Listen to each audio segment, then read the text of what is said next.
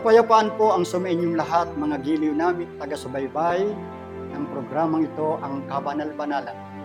Salamat po sa Panginoong Diyos sapagkat ibinigay niya sa atin ang napakagandang pagkakataon na makapag-aral na muli ng kanyang mga dalisay na salita buhat sa mga banal na kasulatan na ipinaglilingkod sa inyo ng programang ang Kabanal-Banalan.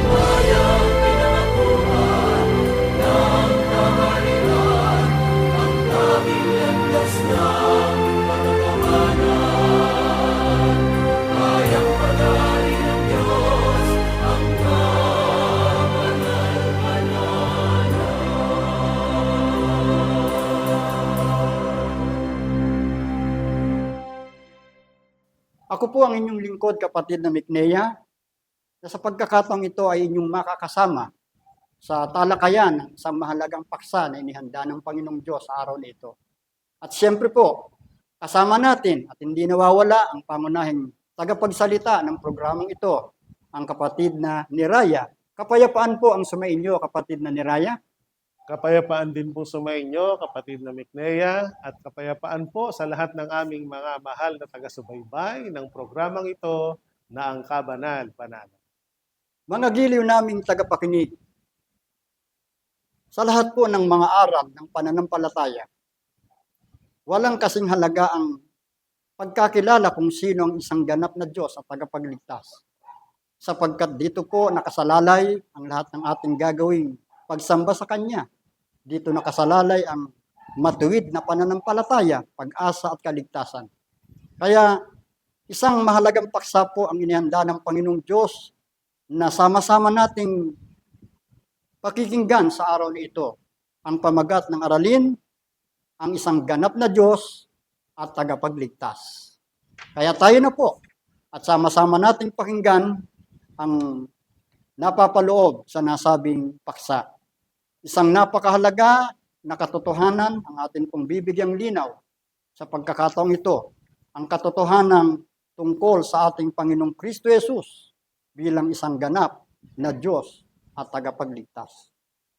Kaya sa atin pong pagpapasimula, mahalaga po na itanong muna natin sa mga banal na kasulatan ang pasimulang tanong na magbubukas nitong ating pag-aaral.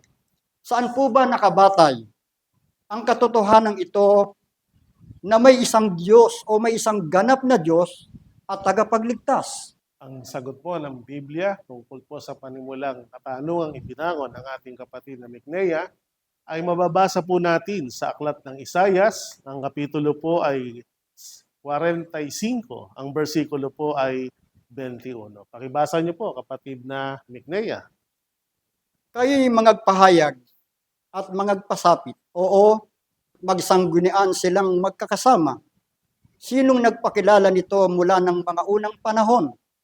Sinong nagpahayag niyaon ng una? Hindi baga ang Panginoon? At walang Diyos liban sa akin, isang ganap na Diyos at tagapagligtas. Walang iba liban sa akin. Sa talata pong binasa ng ating kapatid na Miknea ay maunawa natin ang katotohanan kung saan po nakabatay ang katotohanan may isang ganap na Diyos at tagapagligtas lamang.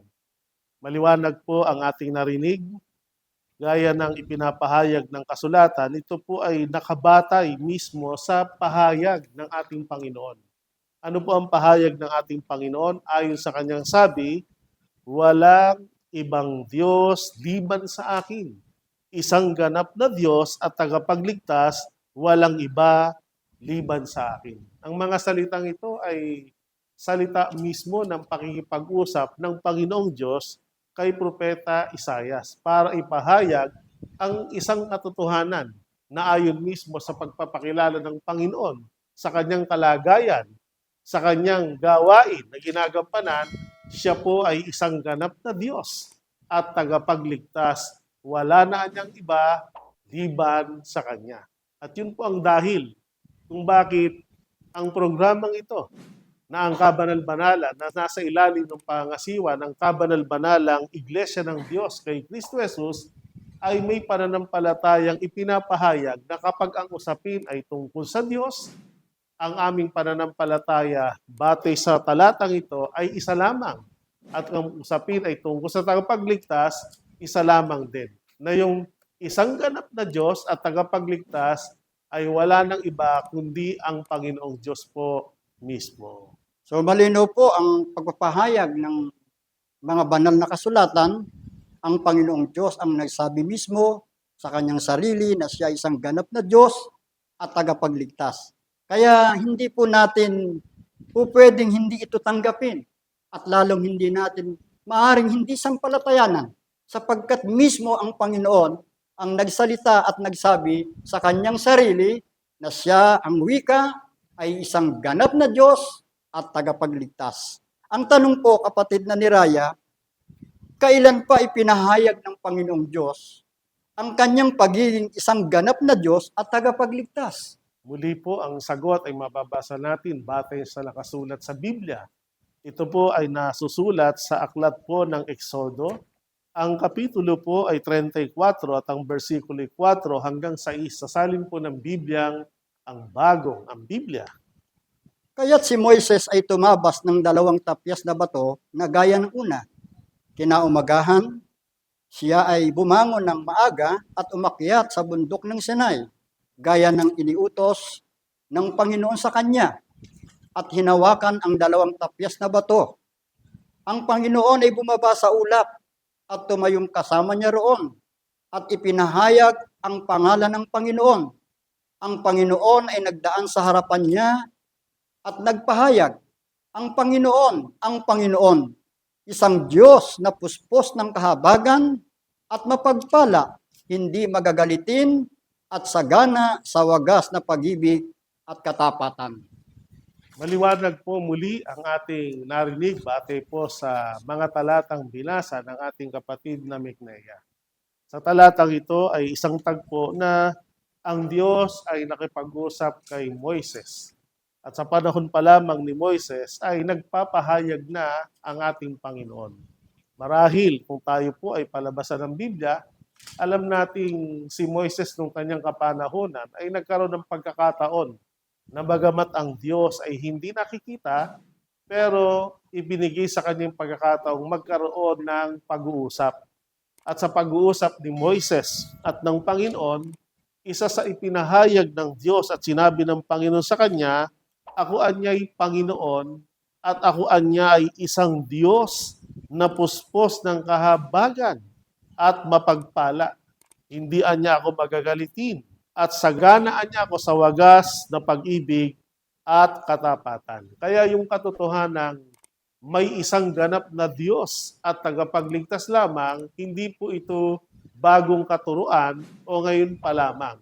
Hindi lang ito ipinahayag sa panahon ng Propeta Isaias, kahit sa panahon pa ng Propeta Moises. Nung panahong inihahanda pa lamang ang bayang Israel para maging isang bansa, napakilala na ang Diyos at nagpahayag tungkol sa kanyang kalagayan.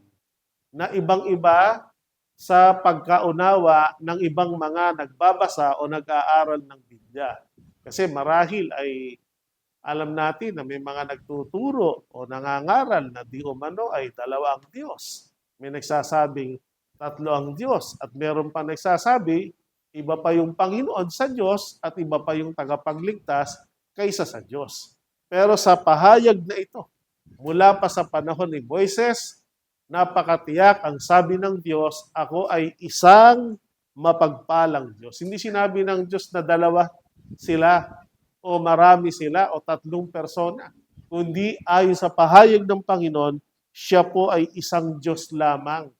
At ang katangian niya bilang Diyos ay hindi lang may kakayanang magligtas sa sangkatauhan. Siya rin ay puspos ng kahabagan, siya ay nagpapala sa maraming tao, at dahil sa kanyang katangiang Diyos ng pag-ibig, hindi niya siya magagalitin, sagana at wagas siya sa pagmamahal sa sangkatauhan. Kaya ang katotohanan ito, inuulit po namin sa inyo, hindi nakasalig sa bagong kaalaman lamang mula pa ng una, sa panahon pa ng mga unang lingkod ng Diyos gaya ni Moises, ipinahayag na ng Panginoon na siya isang ganap na Diyos at tagapagligtas. So malinaw po, kapatid na ni Raya, ang inyo pong paliwanag tungkol po sa panahon kung kailan pa ipinahayag ng Diyos ang kanyang kalagayan.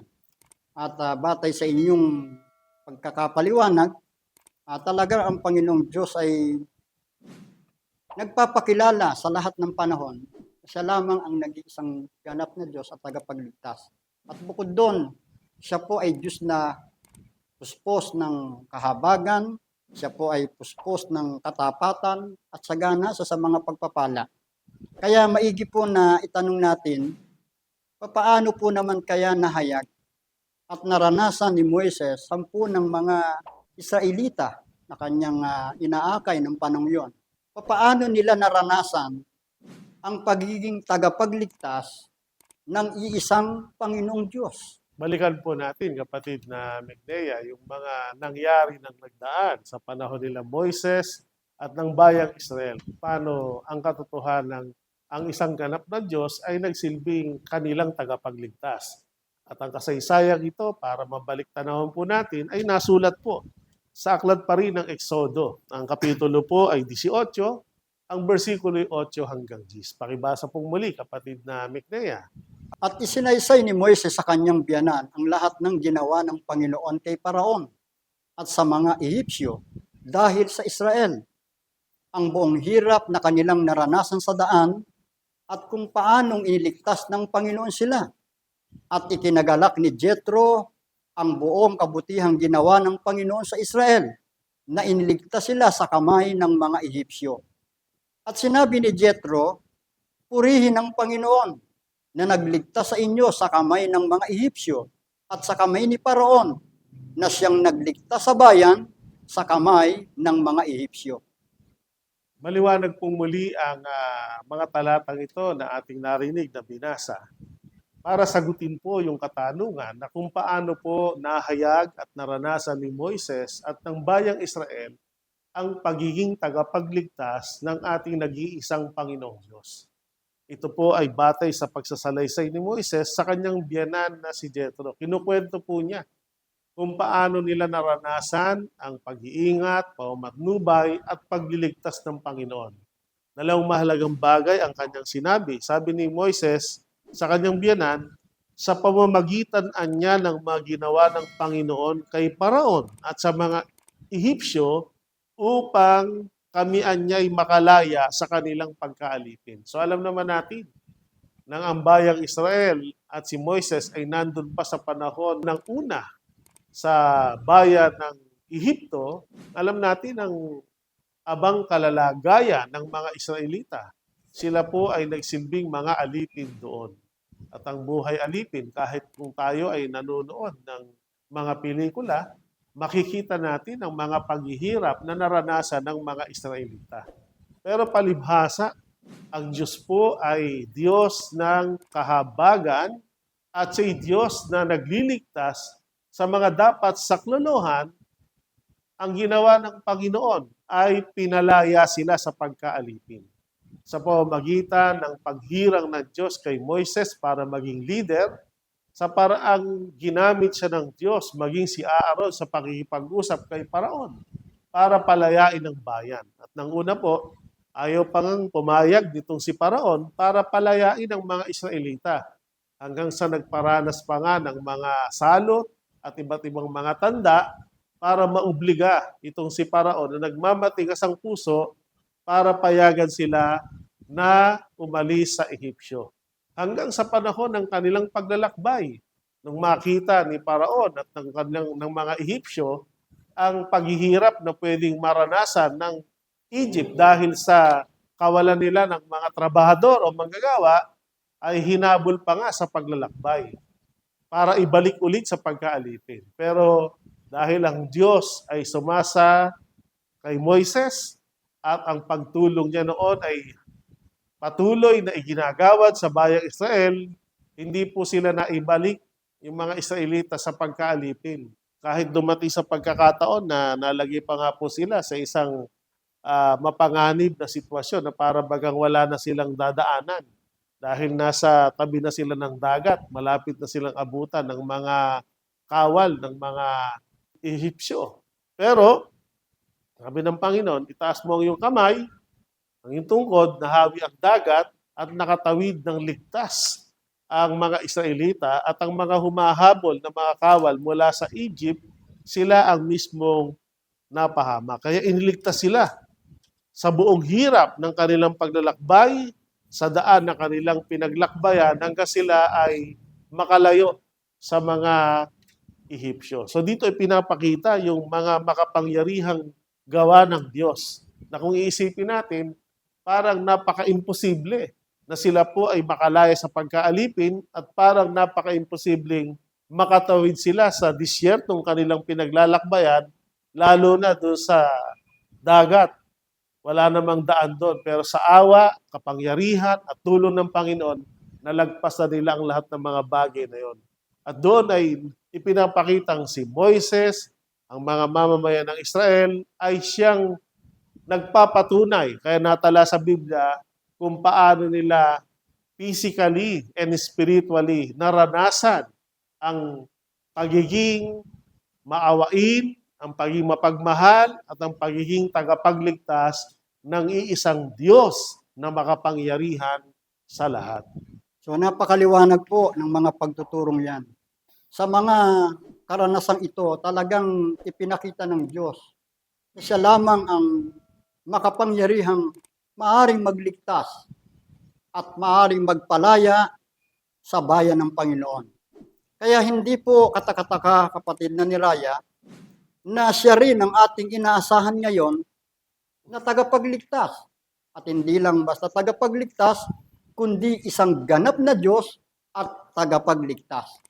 Ibig sabihin, kapatid na ni Raya, sa iba't ibang panahon, nagpapakita ang Panginoon ng kanyang kapangyarihan at hindi lang sa pamamagitan ng mga salita, kundi sa kanyang mga gawang makapangyarihan. Opo. Yun bang pagpapahayag na yon bilang siya ang isang ganap na Diyos at tagapagligtas, sa paglipas po ba ng mga panahon, na bago ba ang katotohanan ito na may isang Diyos na ganap at tagapagligtas? Hindi po. At para patunayan ang katotohanan, hindi nababago ang kalagayan ng Diyos bilang isang ganap at tagapagligtas na Diyos ay itinuro ng mga apostol yan. At ang isa po sa nagsulong ng katotohanan ito ay si Apostol Pablo. Mababasa po natin yan sa unang Korinto, ang kapitulo ay 8 at ang bersikulo ay 5 hanggang 6. Sapagkat bagamat mayroong mga tinatawag na mga Diyos, maging sa langit o maging sa lupa, gaya ng may maraming mga Diyos at maraming mga Panginoon. Ngunit sa ganang atin ay may isang Diyos lamang, ang Ama na buhat sa Kanya ang lahat ng mga bagay, at tayo sa Kanya. Isa lamang ang Panginoon, si Hesus Kristo, na sa pamamagitan niya ang lahat ng mga bagay at tayo sa pamamagitan niya. Maliwanag po ang narinig nating mga pananalitang ito. Ito ay hagop mismo sa salita ng Apostol Pablo. Ito ay panahong Kristiyano na. Kasi nung una, yung mga talatang binasa natin, kapatid na Miknea, ay panahon ng mga magulang, panahon ng mga propeta, at kahit lumipas na yung panahon ng mga propeta, panahon ng mga magulang, at dumating yung panahong mga Kristiyano, ay hindi nababago ang katotohanan. Lalo pang ang pinagtitibay. At si Apostol Pablo po ang isa sa masigasig na nangaral at nagturo na kahit dumating pa yung panahong may iba't ibang paniniwala tungkol sa Diyos, tungkol sa Panginoon, tungkol sa pagliligtas. Kaya sabi niya sa mga unang bahagi ng kanyang pananalita, nung panahon kasi yun, meron na rin mga tao naniniwala na sa halip na isa ang Diyos, parang ang paniniwala nila ay maraming mga Diyos, maraming mga Panginoon. Pero sabi ni Apostol Pablo, kahit may mga sinasabi at may mga tinatawag na mga Diyos, merong sinasabi at tinatawag na mga Panginoon, may iba't ibang paniniwala ang mga tao sa paglipas ng panahon, pero saganang mga apostol, saganang mga Kristiyano, saganang may tunay na paniniwala, ay nananatili na may isang ganap na Diyos lamang. At nananatiling isa lamang ang Panginoon. At kung sino yung isang ganap na Diyos at tagapagligtas na siya rin inikilalang ating Panginoon, pinakilala na ng panahong Kristiyano kung ano yung pangalan. Sa makatidbagaan niya, si Jesucristo. Kaya ayon sa ating pananampalataya, ang ating Panginoong Kristo Jesus, ipinapakilala ng mga apostol at ipinapakilala din natin batay sa ating panahon na yan ay ayon sa ating pananampalataya na may tiyak na batayan sa Biblia, siya rin po yung pinapakilalang isang ganap na Diyos at siya rin po yung tagapagligtas. Kaya sa kanyang pagiging Diyos, sa kanyang pagiging tagapagligtas, kung ano yung naranasan ng mga propeta, ng mga Israelita, kung paano sila inibig ng Panginoon bilang Diyos na mapagmahal at kung paano sila iniligtas bilang dakilang Diyos sa tagapagligtas, yun din ang naranasan ng mga unang mananampalataya ng mga Kristiyano. At yun din po ang inaasahan nating mararanasan natin sa ating panahon sa Panginoong Kristo Jesus bilang kinikilala nating Diyos at tagapagligtas. So yun po mga giliw naming mga tagapakinig. Kaya hindi po nabago ng panahon ang pagiging isang ganap na Diyos at tagapagligtas ng Panginoong Kristo Jesus. At ang lalong napakabuti na pagpapahayag ng Biblia na ang Diyos ay walang iba kundi ang Panginoong Kristo Jesus. At kung paano siya nahayag, yung kanyang mga gawa at kanyang mga makapangyarihang gawa at yung kanyang kabutihan at pag-ibig, yun ay hindi rin nagbago. Kung papaanong yun ay naranasan ng mga unang lingkod ng Diyos, yun din ang ating mararanasan. Kaya ang tanong kong muli, kapatid na ni Raya, kailan lalong mahahayag ang pagiging isang dakilang Diyos at tagapagligtas ng ating Panginoong Kristo Jesus? Noon pong siya'y nagkatawang tao, hindi masyadong tanghal sa marami yung pagiging Diyos ng ating Panginoong Kristo Jesus. Ang mas alam pa nga po ng mga taong nakakasalamuha ng Panginoong Kristo, siya'y anak lamang. Kasi nga, nung panahong yon ay wala naman siyang layuning ipakilala ang kanyang sarili bilang Diyos. Kundi ang layunin ng kanyang pagkakataon tao, isa doon ay para bigyan tayo ng halimbawa ng pagiging mabuting anak ng Diyos. Pero yung pagiging tagapagligtas, talagang ranas na ranas po, kapatid na Miknea ng mga tao. Ang Panginoong Kristo Jesus po, nagliligtas sa paraang pinagagaling niya yung mga taong may malubhang sakit, yung mga tao na inaalihan o sinasanima ng masamang espiritu, nililigtas din ng Panginoon. Lalo na yung mga tao nasa pagkaalipin ng kasalanan, pinalalayan niya. So maraming gawa ng pagliligtas ang nakita ng mga tao na ginawa ng Panginoon. Yun ay kahayagan ng kanyang pagiging tagapagligtas. Pero merong iba nag-aalinlangan.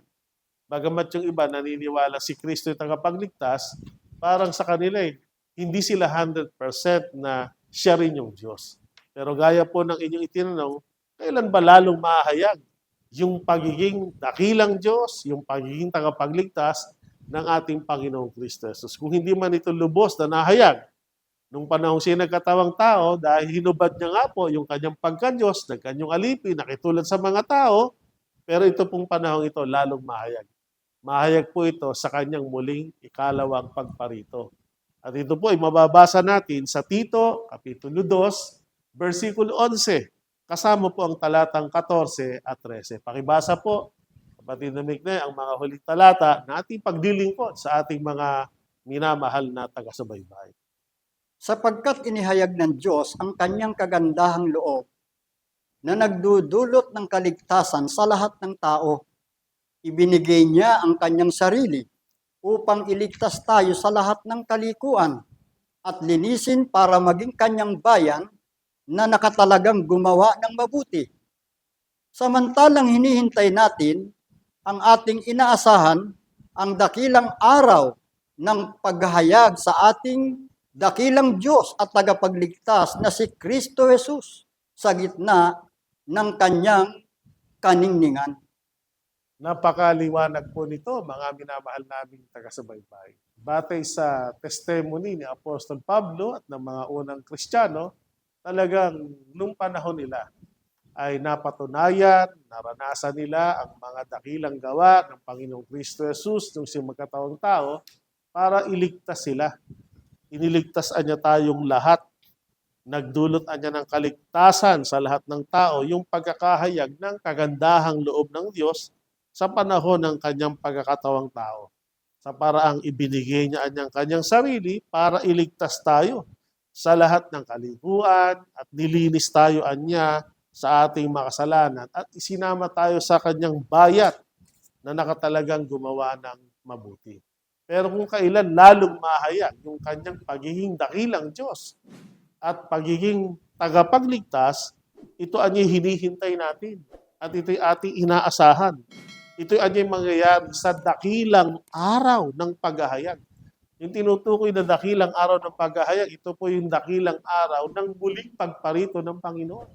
Kasi nung unang pumarito po ang Panginoon, anyong katawang tao ang ginamit niya. Kaya napagkamalan siyang tao. Pero ang totoo, siya'y Diyos na nagkatawang tao.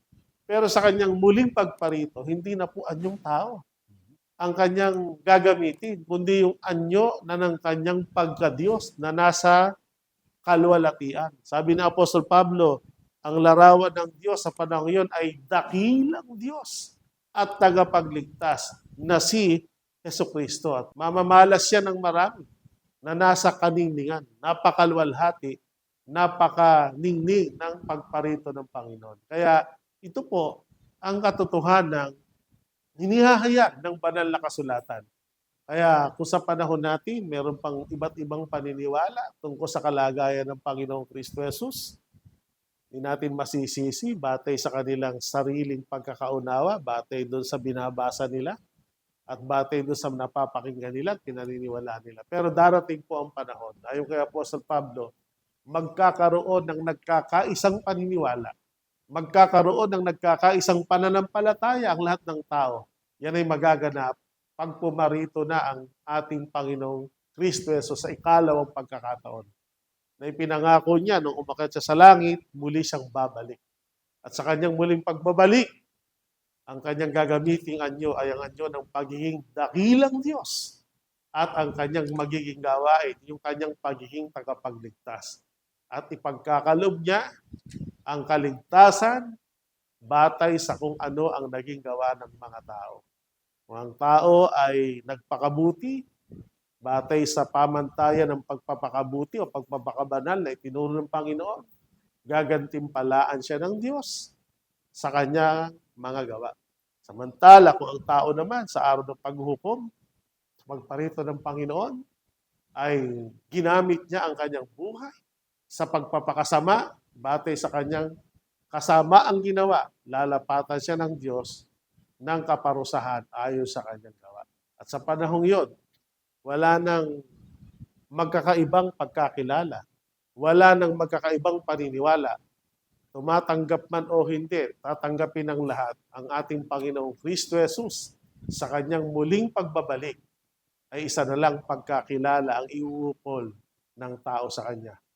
Naniniwala mat hindi, mauobliga ang lahat sa kilalanin bilang isang dakilang Diyos at tagapagligtas ang ating Panginoong Kristo Jesus. Yan po ang ating pananampalataya na sineshare natin sa ating mga mahal na taga-subaybay na may mga tiyak na batayan sa Biblia. At ang layunin po namin ay tulungan kayo na magkaroon tayo na nagkakaisang paniniwala tungkol sa isang ganap na Diyos at tagapagligtas, ang ating Panginoong Kristo Jesus. Ayan po, mga giliw naming mga taga-subaybay. Iliwanag sa atin sa pamamagitan ng paksing ito kung sino ang isang ganap na Diyos at tagapagligtas at kung gaano siya kakapangyarihan at kung anong uring magagawa meron siya at kung anong kabutihan ang ipinadadama niya sa kanyang mga nilikha bilang mga tao sa ibabaw ng librong ito. Sa kabuuan po, maliwanag na ipinaunawa sa atin mula pa sa panahon ni Moises hanggang sa pamarito, ang Panginoong Diyos, malinaw na ipinahayag ng Diyos na ang kanyang sarili bilang isang ganap na Diyos at tagapagligtas. Siya din po ang Diyos na magliligtas sa atin mula sa pagkaalipin sa kanyang pagparito. At sa kanyang muling pagparito, igagawad niya sa atin, doon natin lalong makikita ang kahayagan ng kanyang pagiging ganap na Diyos at tagapagligtas. Kaya't bilang sumasampalataya po, nararapat lamang na siya ay ating kilalanin, sambahin natin siya, purihin natin at paglingkuran bilang isang ganap na Diyos at tagapagligtas. Ito po ang kabuuan ng pag-aaral na ito at nawa po, dalangin namin sa Panginoon, magbukas ng inyong unawa sa ating lahat. Basbasan ng Panginoon ang araling ito sa ating puso at kalooban mula po ngayon at magpakailanman. Amen.